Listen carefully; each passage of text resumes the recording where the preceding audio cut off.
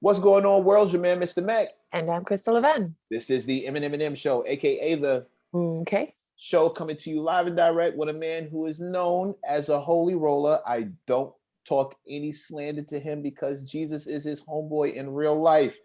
And if there's anybody you don't want smoke with, it's with the Alpha and the Omega. But I'm going to stop all that fly talk and let him explain why he's here and who he is. Brother, could you please state your name so people know I'm not lying? How's everybody doing? You funny, man. My name is Bishop Lamar Miller Whitehead, and I am the Bishop of Leaders of Tomorrow International Ministries. We have a campus in Brooklyn, New York, and we also have a campus in Atlanta, Georgia. And I'm also one of the leading candidates running to become the next president of Brooklyn, the next Brooklyn Borough president. Nice. That's what's up. Yeah, see, esteemed. That's what you call an esteemed guest. Is that all that? To see how that resume flows. Next time we get a rapper on here who wants us to refer to him as esteemed, just remember the bar has now been set. You have to have multiple campuses, multiple titles, and like an official tissue title.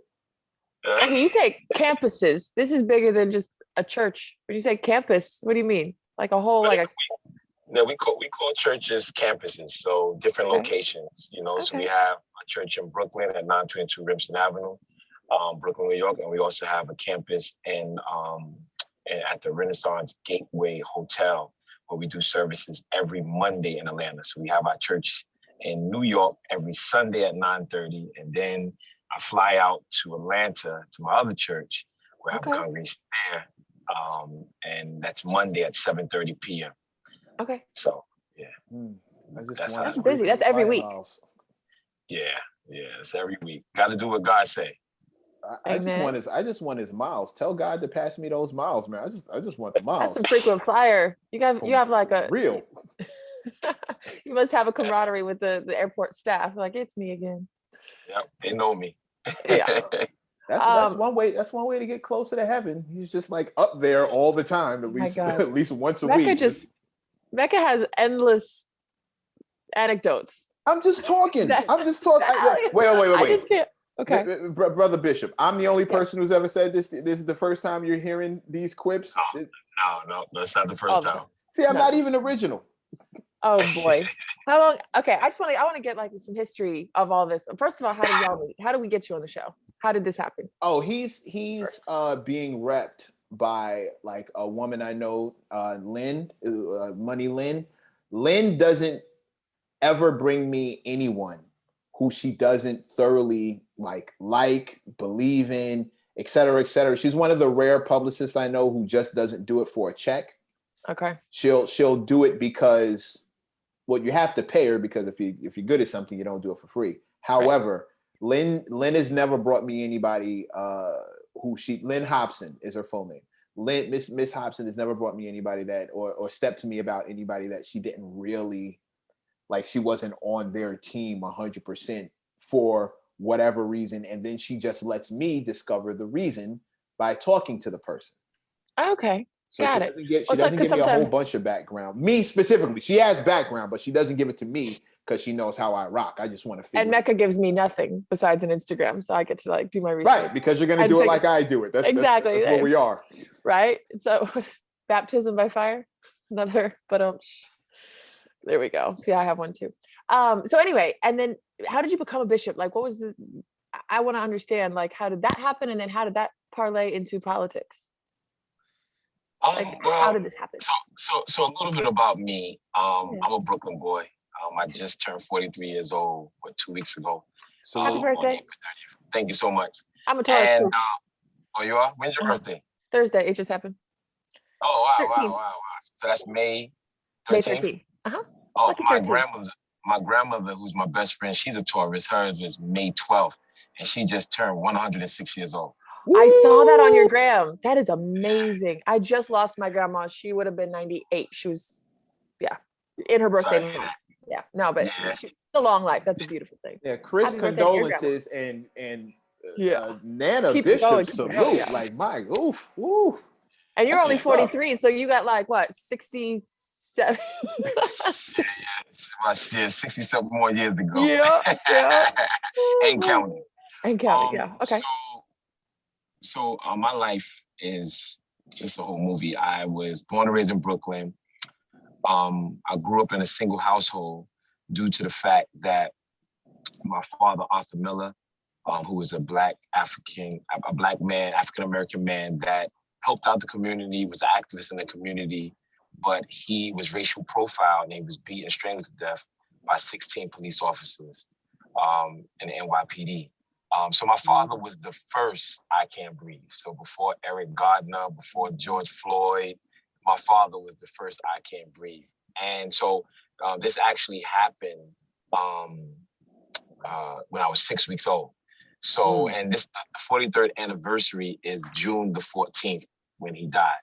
So fast forward, I was one of the leading scorers in New York City, went away to college, got injured, came back, was into music, started my own real estate firm, started my own mortgage firm. I was always in the church here and there, in and out with my family. And then God told me that I have to preach. So I was under a bishop as a minister, as his armor bearer at the age, I would think maybe about 26 years old. And I was illegally convicted. I was sent away to prison because these Caucasian officers knew that I had companies.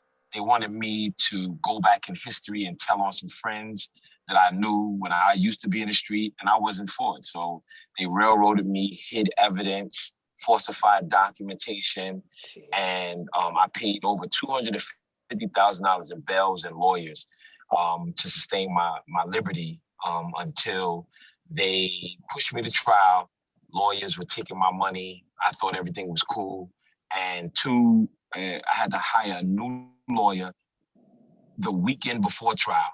And out of 57 counts, it got turned down to 34 counts. And I got found guilty of 17 and not guilty of 17.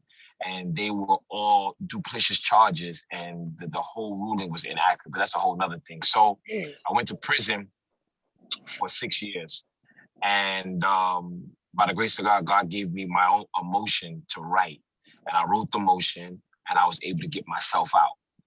And I gave back a whole lot of time. I was able to prove that the judge sentenced me to crimes that I was found not guilty of. And now I'm moving forward with my endeavors of getting this whole case thrown out. So therefore it's off my record. But I said I'm gonna do it. Yeah, I said I'm gonna do it once I become the borough president. So then I came home, I started my ministry, and I started back my activism in 2013. That's when I started my church in New York. The actual borough president now, his name is Eric Adams.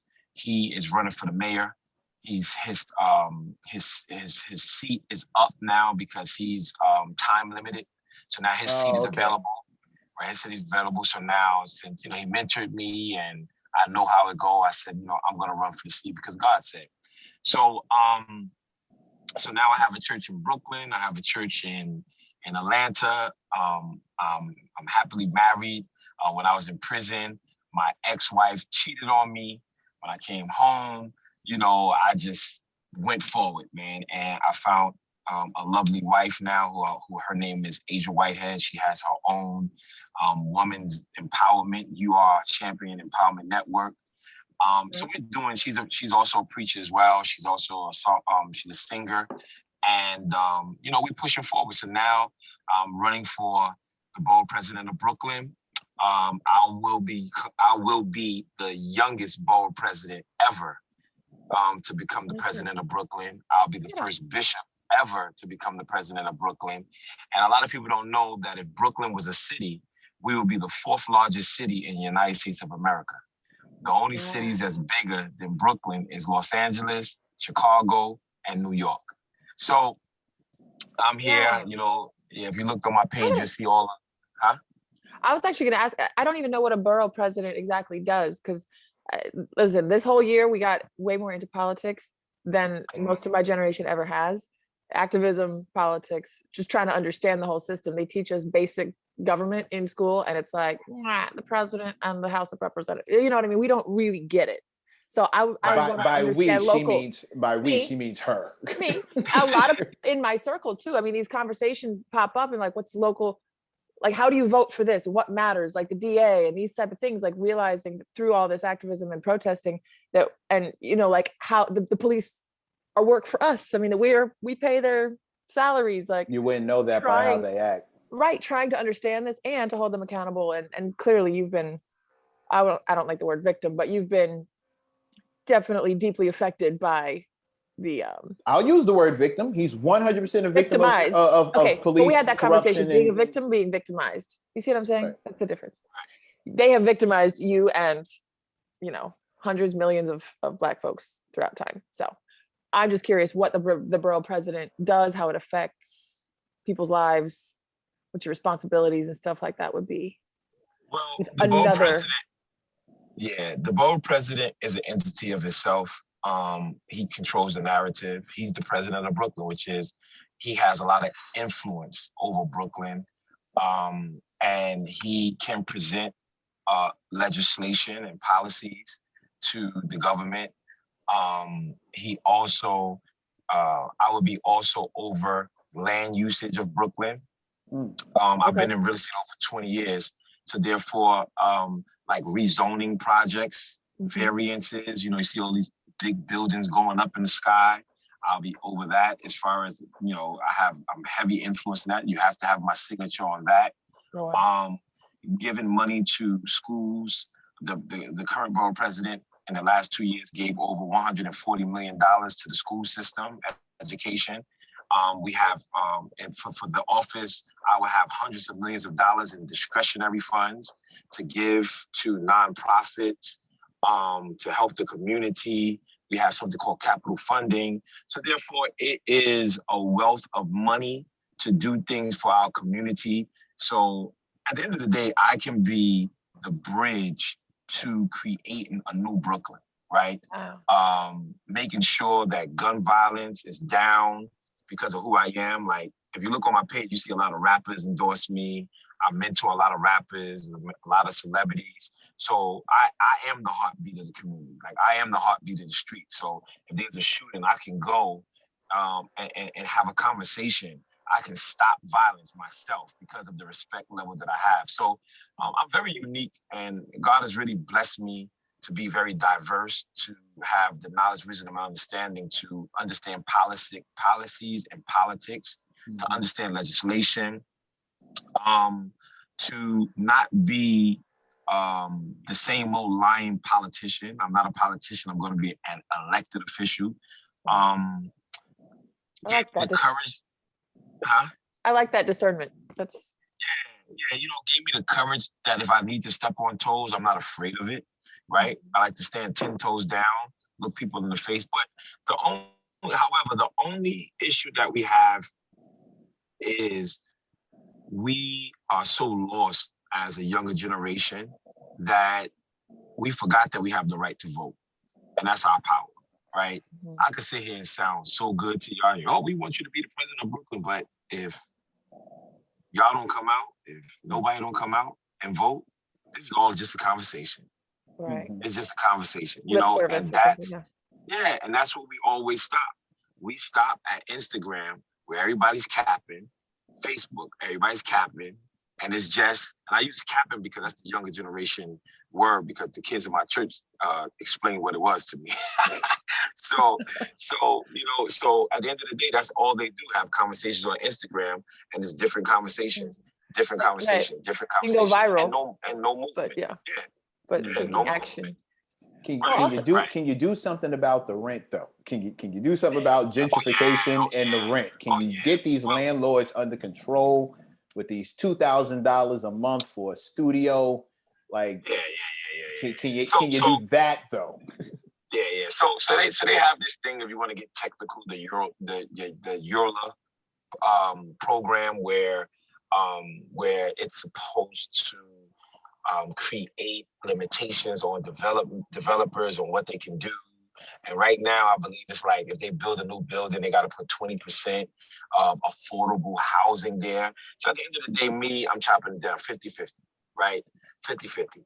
That's it. And, you know, we're trying to work something out where you'll get a tax abatement or something of that nature. But you're not going, the new homes for Brooklynites are not going to be homeless shelters or the Carolinas, right? We Brooklyn. We like to be in Brooklyn. We city people. So, and then I have another a plan. It's something called a community land trust plan. And what this is when in the city of New York, the city owns a lot of property, right? And what they do is they have something called RFPs, right? And RFPs are proposals that people put into the mayor's office to obtain land, right? So let's say, for example, you guys own land, and you're both of you guys are the mayors of New York, and you got 15,000 acres that the city owns, but yet you want to get rid of it, right?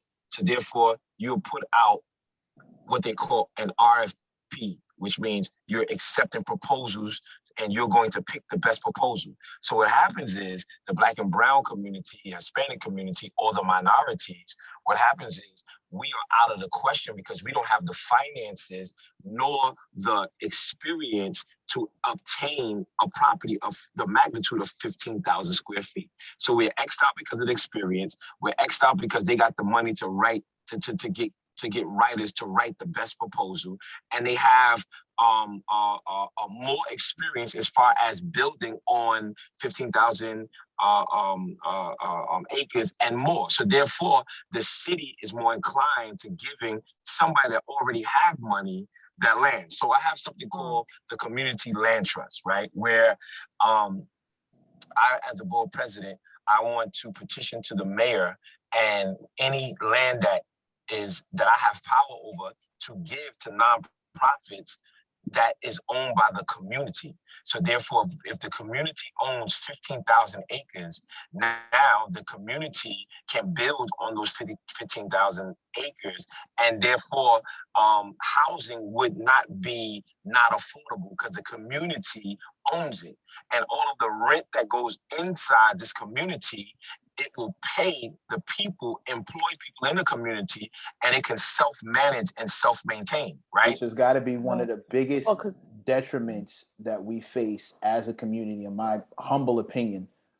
The money trickles out. No, it doesn't trickle. It runs. Like it's out of the community like crazy. We claim a Black neighborhood that Black people don't own anything in. We don't own the buildings. We barely own the shops. You walk down Flatbush Avenue, everything that we buy is being sold back to us by somebody else. I would like to see that change, but I'm not exactly sure how that would be pulled off. How did you? Right. Is it? I mean, is there? No. Go ahead. He was about to. I want to hear that response. So when you say what being pulled off, as far as ownership of. To put it bluntly, an actual Black community where Black people not only own the places where they live, but also the places where we shop and the things we own buy. the shops, own the land that the shops are on, own the restaurants, own the. So it's so easy that once it's done, you're gonna say, "Damn, we've been missing this so long." Like how? The reason why it's so easy is because so when I got out of prison, right, I did something very unique, right? I sued the prison for holding me, right? Because I knew that if I filed what they call a 440 motion post-conviction, it goes back to the racist judge that sentenced me to all that illegal stuff. Mm-hmm. And I found out that judges are elected in. So why would he go against himself and then have another opponent say, oh, look, he reversed himself. So to the community, do y'all really want him there? So what I did was I said, you know what? Let me change the game. If I put in a civil lawsuit, this is an avenue where I can be released. And a civil lawsuit doesn't go back to him. It goes to another judge that's higher than him. Mm-hmm. So what I'm saying is this, right? When we are restructuring the Black and brown community, right? We don't have to go the same way everybody's been going. All we have to do, right? Because everybody talk about gentrification, but what's the real idea of gentrification? Because I'm not going to be the bold president that's going to say, "Oh, you're white. Oh, you're Asian. Or oh, you're Indian, and you can't move here because this is the Black community." No, it's not going to work like that. But gentrification started by systemic racism, right? How inequality, right? So therefore, if there's inequality, there could be no justice. How do we strengthen our Black community? By putting money in the Black community, in the hands of Black and brown people, but not just putting money there, but also teaching them financial literacy and allowing them to have good credit, so therefore they can be equal to everybody else. Because everybody look at gentrification as, oh my goodness, other cultures are coming in and we're moving out. No, we're just not fit, right? So therefore, we've been playing behind the eight ball. So that's right. I'm not going to push you out. But what I'm going to do, I'm going to prepare you to be fit so you can be homeowners. I'm going to prepare you to be fit so you're not playing from behind. Like we are so as a Black and brown community, we are so traumatized. Like we have mental health issues because of how we've been treated. We struggle to get to the street called start. When everybody start at start, we struggle just to get to the street called start, let alone trying to get to finish. Right. Trying to collect 200 pass go and all that. Right. So I also want to do something called guaranteed income, right? Where I pump in an initiative of a few tens of millions of dollars to give to the community guaranteed income, right? Which means it's stipends, whether it's $600 a month or $1,000 a month to families that need it. I already told everyone that I'm forfeiting I'm donating my entire salary, right? I told them I'm donating my entire salary so therefore I can give to mothers that are raising their children alone or fathers that are raising their children alone, right? I know the Bible says that money answers all things. That's what the Bible says, right? The Bible says money answers all things. But the Bible also says that the love of money is the root of all evil. There's too many people that's lovers of money and they allow money to control their life. But I do know that if we have cash in hand and we are able to pour in our community, it has to change. It has to change. You know, and we have nothing but politicians that say they're going to do this and say they're going to do that and don't do it, right? Or do the bare minimum to make it look like change, but it really is not change, right? Like, so it's like hocus pocus, like a magic trick, right? So at the end of the day, right, I'm a real person, right? That's it. That's it. I'm a real person, right? That talks real things. I'm very smart. I'm very intellectual. I understand policies. I understand politics. I understand people. But one thing that I do understand is bull crap, right? Right. I understand that, right? I understand why Welcome to Brooklyn. Right. Yeah, I understand why we're dying. I understand why the homeless shelters are overflowing. I understand why there's poverty in the projects. But are we retarded? Right? That's the question we got to ask ourselves. Are we retarded? How do we expect change by not changing what needs to be changed? Right? Like I don't care about politics. Just because you don't care about politics, that's why we're in a debacle. But see, the politics will be the term that people will use to describe the ins and outs, the up and downs, the games, the policies, and the more technical things. I believe everyone in the borough that you're looking, let me speak quite frankly. I believe that the Black people in the borough that you're looking to serve all have the exact same interest, whether you label it politics or not. I think people who walk down Flatbush Avenue and understand that we don't own any of the stores, people who pay their rents to landlords who don't look like them, but this is supposed to be a Black neighborhood, I think that's a problem. I think people who are tired of judges and prosecutors who allow cops to get away with X, Y, Z, A, B, and C, 1, 2, 3, with no transparency and no repercussions, really none, not any that really feel as if justice is being done. When it seems so easy to backtrack to the person who is directly responsible for letting this cop slide, letting this judge slide, the judge who hemmed you up and did all that illegal stuff. I don't think it should be, me personally, I don't think the process to hold that judge accountable, to hold those cops accountable, should be so convoluted and complicated that people lose heart and lose interest a quarter of the way through because it looks like nothing is ever going to change. These cops are back on duty. They're back in the streets. They're getting promotions. The one who killed Eric Garner got like several promotions before he was finally fired. Leo Pantaleo, several promotions before he was finally fired. And I think when it comes to public servants, the transparency and the repercussions should happen way faster, like way faster. I don't think it should take months and weeks and years before something finally happens to a corrupt judge or to corrupt cops who are just doing blatant BS and then duck behind their qualified immunity. For instance, okay, one good one. Okay. If a cop turns off his body cam, shouldn't that automatically be seen as destroying evidence? Like automatically, shouldn't that that should be a no-brainer. You are in the process of arresting somebody legally or illegally. When they go back to the body cam, you can't find it or you turned it off in a certain spot and you specifically turned it off. Put your hand on your chest, click the little button, turn the camera off. That should automatically be seen as destroying evidence. But for some reason it's not, or it's just overlooked and no one ever says anything. And the cop just goes on his merry way while this person is left trying to prove. Trying to explain. Without proof, yeah. Like, those are the kind of things I believe people would, if I specifically saw a politician, public servant, community activist answering to those specific things where Black people's quality of life wasn't always compromised and put on the back burner and seen as non-important. I believe you take away the term politics, you take away the term policy, you take away the term government.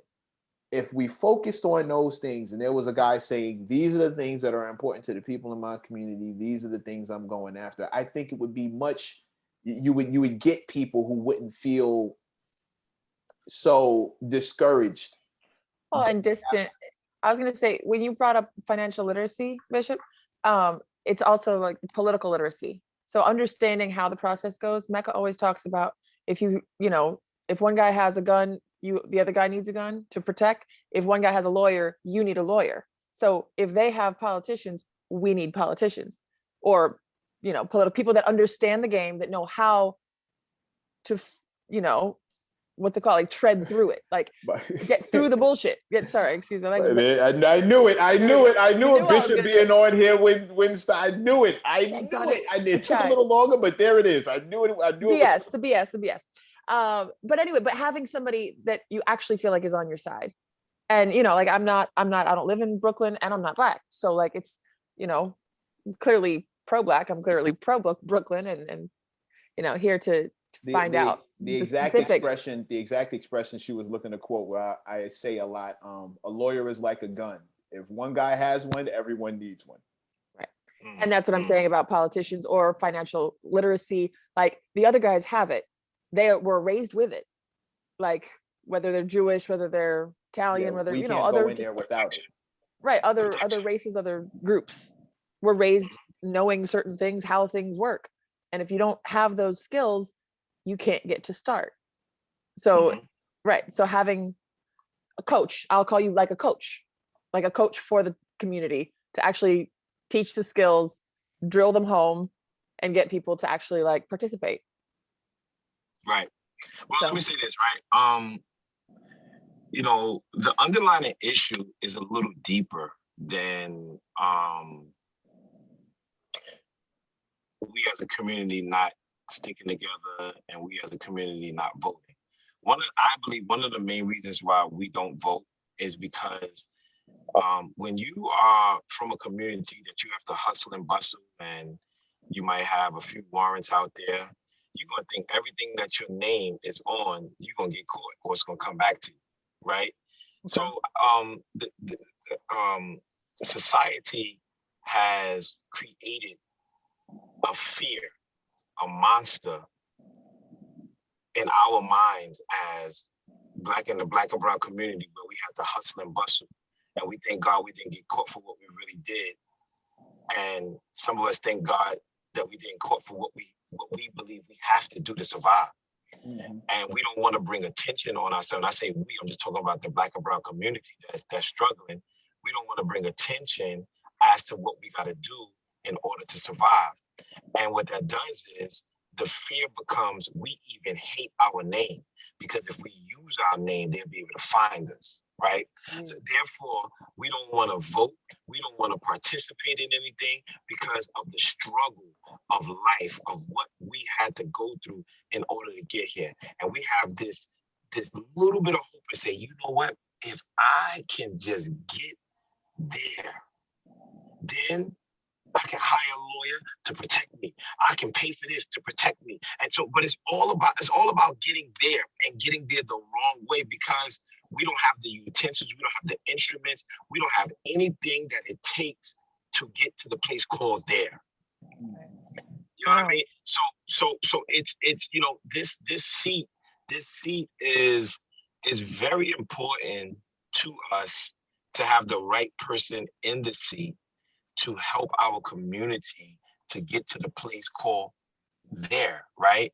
To understand the struggle, to understand the responsibility, and you know me, man, I'm a very boisterous person, but I'm laid back, and I'm just a real person, right? Like we can have a real conversation, right? Like I like Socrates, I like Plato, you know, I like philosophers, you know.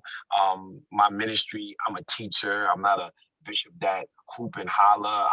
I'm an expositor, you know. So it, you know, I'm a, you know, I took Mano talk every day or every other day.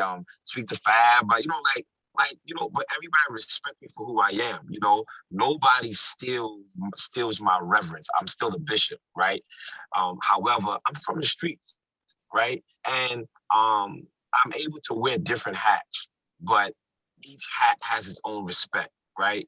And being a bishop, I'm not trying to convert nobody to Christianity when I become the borough president. I was actually going to ask that. Because there's all sorts of different religions represented. That's not my job. My job is to be the president of over whatever religion is and give them what they're supposed to have, right? But one thing that my religion will play a part in when I become the borough president is me having a moral compass, right? Me having a moral compass not to do the foul stuff that these people have been doing. So yeah, my religion is going to play a part in that as to me. As to my moral conduct, right? As to, you know, you got politicians sleeping with women and doing this and using their power. I got one wife, right? I love my wife, right? And I adore my wife, right? That's my first lady, right? So therefore, why in the world do I feel I can disrespect my wife, right? Just because another young lady is beautiful. Yeah, my wife is beautiful for me. She's for me. So beauty lies in her. It don't lies in nobody else for me, because that's my wife. So at the end of the day, who am I? Who am I to show a young man that it's okay to cheat on his girl or okay to cheat on his wife, right?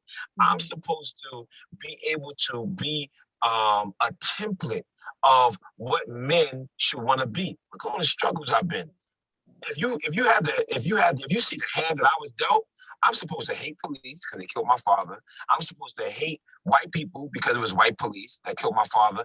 I'm supposed to hate the criminal justice system because they locked me up illegally. I'm supposed to just hate, and I don't. And instead, you're in here trying to fix it and save it. What would you say? What would you say your biggest?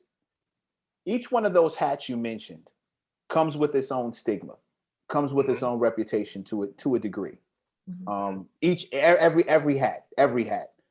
What would you say is the biggest, not detriment is the wrong word, but what would you say is the biggest stigma that challenge? Okay, fine. What would you say is the biggest challenge out of all those hats? I can list off a couple of them. There are stigmas around being a bishop. People feel, you know, there are a lot of people who feel that the church has been detrimental to the black experience, to black neighborhoods. That there have been, they've been seen as hustlers. They've been seen as people who take advantage, just take all the money and bounce.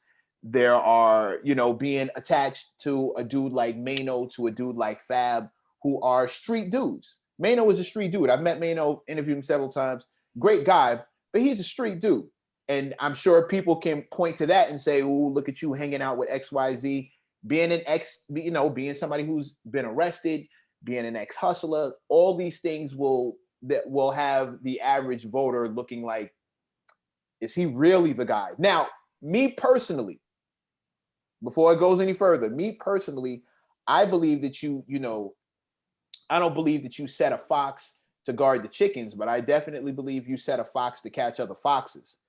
And I think, if a fox knows what a fox is going to do, then you're going to need one of those in the fight. You don't send a lamb in to fight a wolf, send a wolf in to fight a wolf, right? That's my philosophy. But I'd like to hear the response. Which one of those do you think would be the thing that would hold you back the most, if any? Well, I wouldn't say hold me back with the challenge. I like the challenge. Which one is the most challenge? Which one is the most challenging? I don't think either of them are the most challenged. I think the word that we missed in all of those or in the narratives that was, or the titles that we spoke about, was leader. Each one of them are leaders, right? Where if I'm a mentor, I'm a leader. If I'm a bishop, I'm a leader. If I'm a community activist, I'm a leader, right? And I think that when we home in on the commonality of those words, it's a leader. I think the most challenging piece of all of those genres is leadership, right? Because the best leader is the one that could bring two people together that disagree to a common ground that they can both win, right? Yeah. And that's what I bring to the table. I bring to the table my leadership to show people and show the world, like, it's okay if you disagree. It's okay if you don't even like the person. But there is something inside of you that was made before the beginning of the world. If we're using the textbook, if we're using the Bible says in Jeremiah chapter 1, it says, 1 and 5, he says, before I formed thee, I knew you. So if we use that as a foundation, the Bible says, he says, before I formed thee, I knew you. When you was in your mother's womb, I sanctified you. Then I called you to be a prophet of the nation. So if we use that as a foundation that you was created by the hands of God, right? Now that means you have a purpose. So at the end of the day, it doesn't matter if you don't like somebody.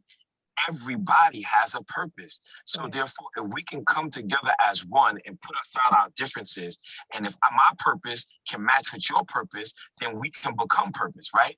Right. So at the end of the day, the Bible also talks about a divided house can't stand, right? Mm-hmm. You can't serve two masters. So even if we're not religion, if we use logic, if you two are divided, how can you both stand? Y'all gonna go to the opposite direction. So at the end of the day, what I bring to the table, and one of the most hardest thing to do, is to create the narrative of forgiveness, right? Forgiveness is power, right? And if you can forgive, then you can release your purpose into the atmosphere.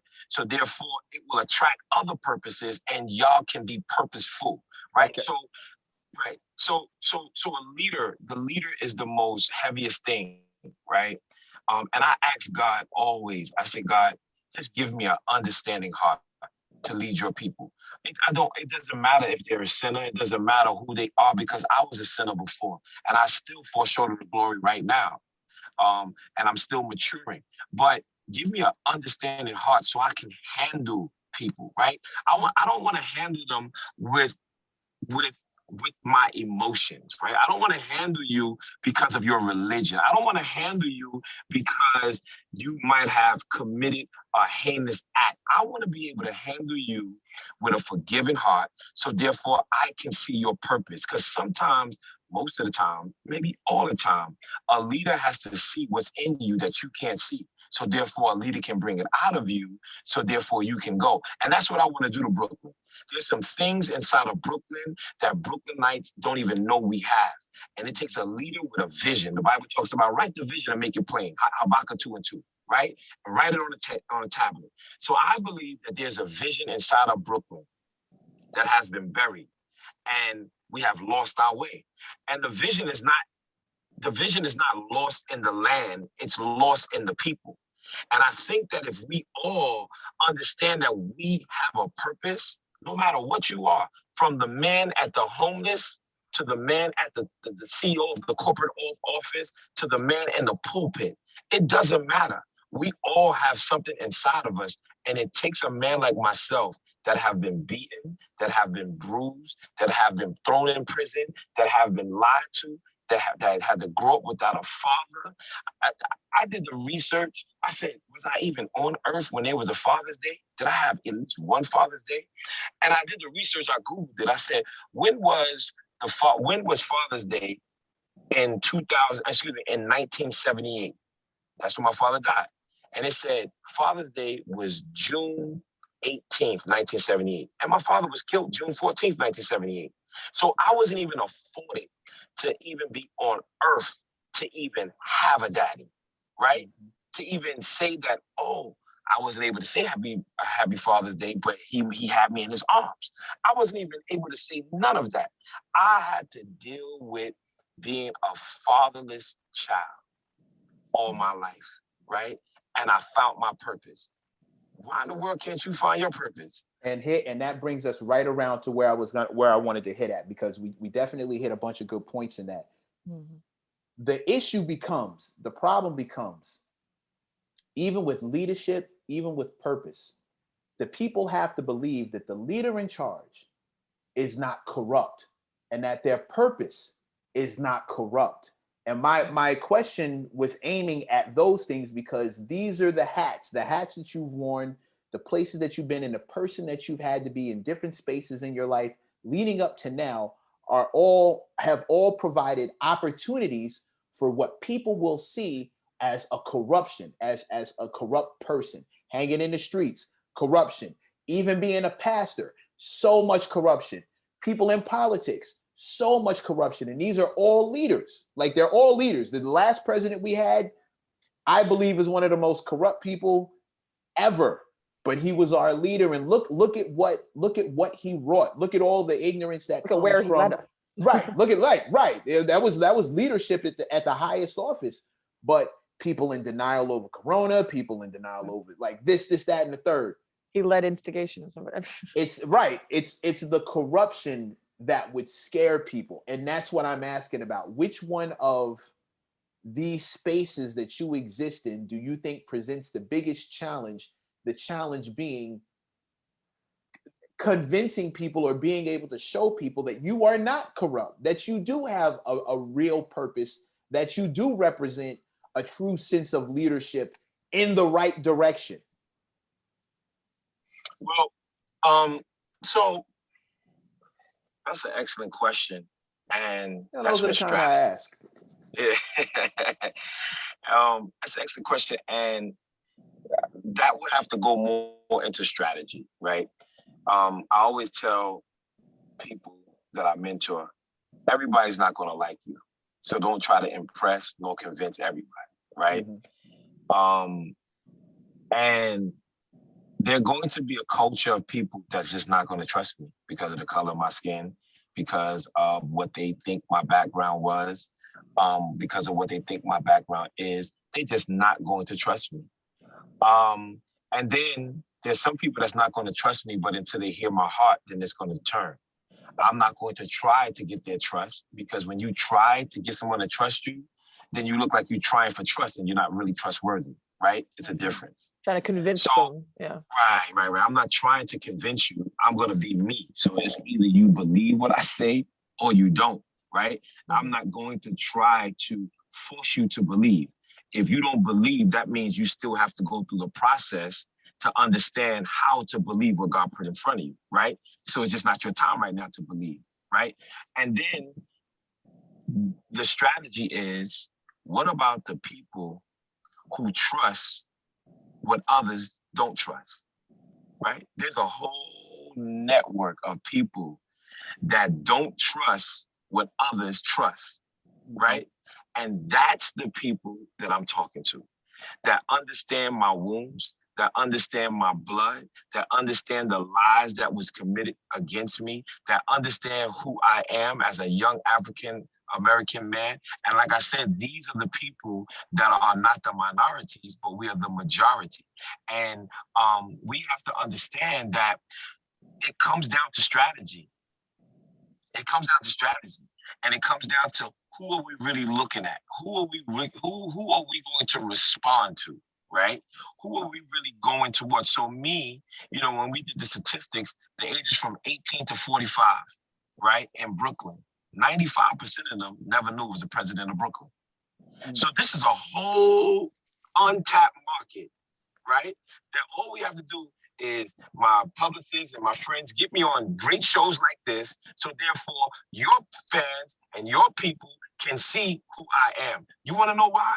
Because they trust y'all, right? So I have to go through a trusted voice in order to be trusted. And you have given me your platform because you trusted someone that trusted me, right? And that's it. So now your people are going to look at me as trusted. Even if they don't trust you, they're going to say, well, let me see. And that's all I need. All I need you to do is say, let me give him one shot. That's my campaign. Give me one shot. You don't know nobody else. Just give me one shot. That's all I ask. See, to me, you look like, I'm going to say this as plainly as I can. You look like, in my opinion, the guy who should be representing Brooklyn. Like, I think the dude who's the president of Brooklyn should look, speak, and move like you're doing. I think he should dress like you do. I think he should have the frames that you have. I think he should have a ring, a bracelet. Like, I think he should have a little bit of drip, not too much, not looking ignorant. No 50 cent spinner chain. But I think the Brooklyn borough president should look like Brooklyn on a Friday afternoon. I think the guy should when he's aspirational. Yeah, but Brooklyn aspirational. That's what I'm saying. Brooklyn versus Colorado versus Florida, in my opinion, are all gonna have different looks. I believe Brooklyn should look like the bishop. Like, in all honesty, I would feel better being represented by somebody who more reflects what I believe my borough looks like, my everyday interactions in Brooklyn. I also go ahead. I was going to say, I used my favorite quote about politics is, or I made it up myself really, is that people in power are not smarter or different than you and I. Like, growing up, and I had to really learn that. And I thought growing up that politicians or presidents or, I don't know, anybody in positions of power had some magical something other. They were educated different. They were smarter than me somehow. They knew more. And you have to realize that half of being in charge is wanting to be in charge, or is wanting to lead. I'll put it like that. Because a lot of people are probably great. Mecca and I have probably a pretty decent moral compass, hardworking, smart, but don't have the urge, the need, the calling to be a public servant. To lead. Right. I don't have that calling. Like, I love interviewing people. I love getting to know people, pulling out interesting factoids and talk about in-depth relationship issues, but I don't have the calling that you do, clearly. But I'm saying to lead a congregation, multiple congregations, to lead a borough. So what I'm saying though is having that already makes you different, makes a leader different. Makes it the exceptional thing, the exceptional right. That's quality. What's exceptional is that you have the calling and that you desire to do it and are willing to do it. See what gets me about that, the catch to that, and Chris, you and I have seen this firsthand. I'm sure the bishop has too, but you and I have seen this firsthand dealing in entertainment, is there are plenty of people who want the spotlight just because it's the spotlight. It doesn't necessarily mean they want to do something with it.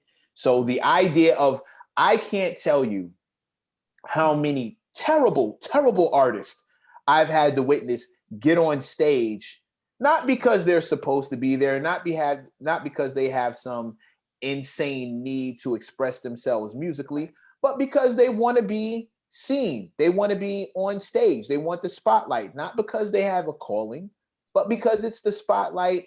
And I want to be there too.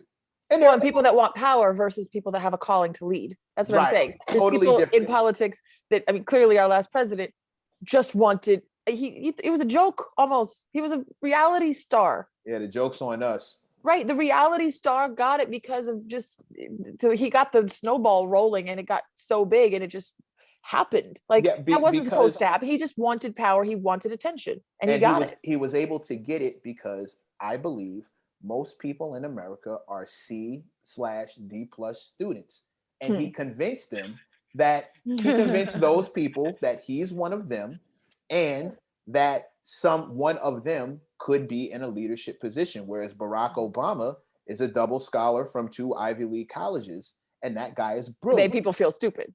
I Right. don't And I think understand. there's Yeah. a backlash to that. Like when you're insecure, the smart guy in the room makes you feel bad. When you're Mm. secure, the smart guy in the room makes you feel like, oh, hey, here's a chance to learn from a smart guy in the room. Like that's Right. how that works. And it's comforting if the guy looks like you and can teach you though, Well, or makes you that's feel, super dope. that's what I'm saying, makes you feel comfortable enough to feel safe listening to him. It's As not some opposed to just other making guy, you feel outsider. comfortable, Right. making you feel comfortable, but really doesn't have anything to teach you. Right. Right. And it's funny how you guys talk about that. Because there are a lot of candidates that's actually running based off of job security. The ones that are they've termed out. You know what I mean? So they're leaving one office because they're termed out legally, right? Mm-hmm. By law, they cannot Hold that be position. there, hold that position anymore. So by law they're termed out. And there are people there that also that just want to be there for the power. You know, they want to be there for the power. It's a complete debacle, man. And listen, It's corruption. We're used to corruption. Ultimate power corrupts ultimately. Yeah, we're so used to seeing that it's almost cliche. My concern is Lynn Hobson introducing you to us means that Lynn trusts you. Because I trust Lynn, I believe that you're trustworthy. My issue and my concern is that because you come from so many different places and because you wear so many different hats, somebody is going to zero in on the expensive watch, the expensive chain, the expensive bracelet, figure that a pastor or a preacher or a man of the church shouldn't have those kind of things. And can I say this to you, brother? please. Right? Let me say this to you, right? When people say that to me, right, that I shouldn't have a expensive watch, I shouldn't have a nice chain, I shouldn't have the things that I have, right?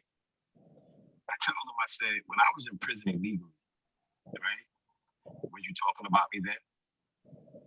I said, when I could only wear one color, greens, and when I spent 6 Christmases away from my son, right? Did you have anything to say about me? When I had to live in a cage, drinking brown water because there was no good water up there, right? Were you complaining about me? When I couldn't drive a car, so now you want to worry about what I drive now. Yeah, I drive a Rolls Royce. You want to know why? Because I am a great businessman. I'm a great entrepreneur, right? And I have a nice watch, and I do got a little drip, right? Because that's just me, right? That's just me, right? And that's what I buy for myself, right? I like to buy myself some things because I've been through some things, right? You know, my daddy wasn't able to buy me a chain. My daddy wasn't able to buy me a car. My daddy wasn't able to buy me a house. So yeah, I'm going to try to buy the biggest house I can, right? My daddy wasn't there to hold me when I fell on the floor, right? So therefore, I want to buy a house on the ground and scrape my knees. I remember that. So I want to buy a house that has grass. So if my children fall in the grass, they won't scrape their knees. So I tell people, how dare you sit there and put me in your box when you don't understand my thanksgiving nor my praise because you don't understand my pain, right? So I don't let none of that bother me, man. I don't let that bother me, right? Because at the end of the day, if you don't understand my pain, you will never understand my praise, neither my thanksgiving. But I want to say this to y'all, right? Because I'm glad that you guys allowed me to come on your show, and you know, I have to prepare myself because my son is about to have a track meet. Oh, yes. And yeah, and I don't miss these opportunities, man, because when they have me in the penitentiary, man, took everything from me, man. They took everything from me. Everything, brother. Everything. I couldn't go out when I wanted to go out. I couldn't get on the phone when I wanted to go on the phone. They took everything from me because I was a black man. Everything. And now they're saying he got the audacity to run to become the president of over 2.6 million people. Who does he think he are? My answer is this: I'm blessed and highly favored. That's who I think I am. And I think that everybody who has a story like mine, who've given up on themselves, can look at me as the prototype that they can do it. Because the God I serve says in the Bible, he's no respectable person. So what he did for me, he can do for you. And that's my message to Brooklynites. That's my message to the world. Don't look at me as flashy. Look at me as successful when they dealt me a hand to fail. That's it. And that's what I'm sticking with. Also, people celebrate, a boat that needs a boat to get to it when certain people have it, and then they want to judge someone else for having nice earrings or a necklace. Like people talk about, people are like Elon Musk or whoever else has, all this, and we love to count billions and call those success stories, but they're happier. They're, like you said, they had no problem when you were in a cage.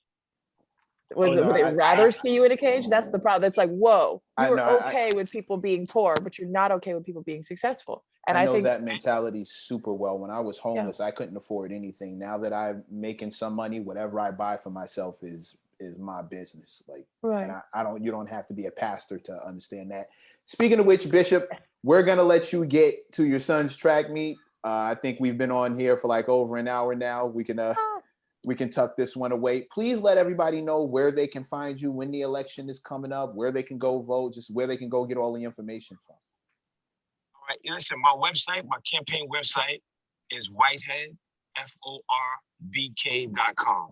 The campaign website is Whitehead4BK.com, right? You can follow me on my Instagram pages, Bishop Lamore M. Whitehead. That's Instagram, and Facebook is Lamore M. Whitehead. And that's LAMOR M. Whitehead. And listen, man, I'm the people's choice, man. And all I ask y'all to do is give me one shot, and we're gonna watch us take the world. So thank y'all for having me. I'll be back anytime y'all need me. Let Lynn know, and I'm there. Thank y'all again so much. And remember, voting for the primaries is June 22nd. June 22nd is the primary vote. June 22nd, y'all. Get out there, use your voice. Yeah, and the governor just passed a law in New York that if you've been convicted of a felony, you can now vote. If you come out of prison right now, you can register to vote and vote. The last day to register is May the 28th. That's the deadline. You can go right on my website. At whitehead4bk.com. You can sign up to vote. And also, if you don't want to come out to vote and you just want to vote from your house, you can also click on what you call the absentee ballot. Once you click on and register the absentee ballot, they'll smell you your ballot. All you got to do is vote Whitehead, send it back, and your vote is in. So it's simple, y'all. You ain't got to leave if you don't want to leave. It's up to you, y'all. Let's make history, y'all. And let's change the game. Thank y'all so much for having me. Thank you so much. The best of luck.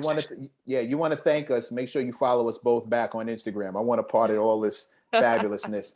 And we'll send you the link. Borough president. Yeah, right? I want to be down with the president. In the meantime, in between time, I'm your man, Mr. Mac. And I'm Crystal Leven. This has been the M+M+M show, aka the show. May you live as long as you want and never want as long as you live. Do us all a favor, even though he's a bishop, go get laid.